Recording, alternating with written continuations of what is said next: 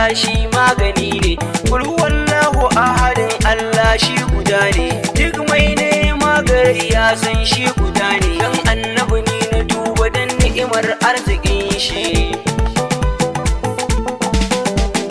Ya ayyuhal mudassir mu kula dan shi ya san mu, ya ayyuhan nabiyyu farkon samu gare mu, mai farko gashi karshe shine arzikin mu, na kasa rike wa kaina dan rauni da shi na tashi.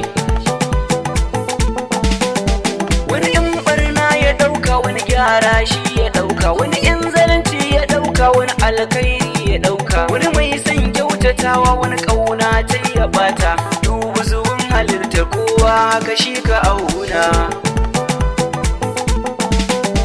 Mai nema za ya samu, marar nema ya samu, musulmi za ya samu, kirista ma ya samu, in ka yarda ma ka samu, mara yarda ma ya samu. Shi Allah ba ruwan shi, hukunci ne ba ya tashi.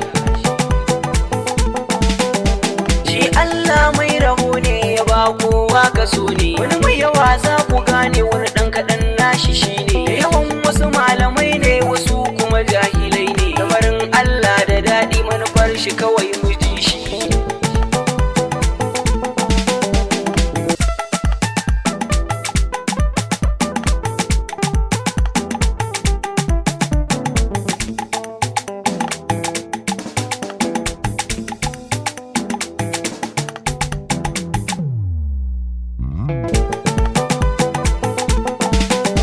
Hikimar Allah da faɗi ka bi sannan kar ka faɗi, ƙasa dan mu yayi ta, mi noma mu gine ta, iska dan mu yayi ta, gada nan kuma du mu shata. Girman Allah mu duba sannan kuma du mu bi shi.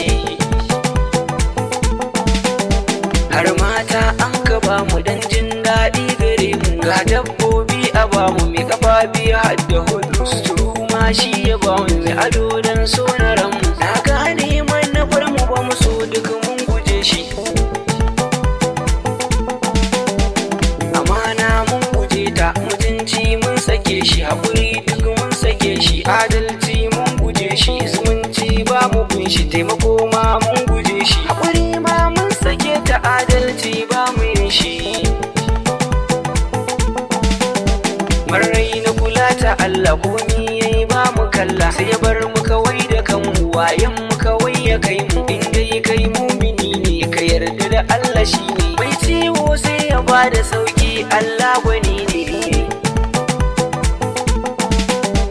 Waɗansu suna ta cewa wai waƙar ba fahimta, yardar Allah ta sanya muke yi har ajita, na gwanja mai fahimta, al'amuran na furta, na gwanja na kushi ne, khalifa sai ta waka.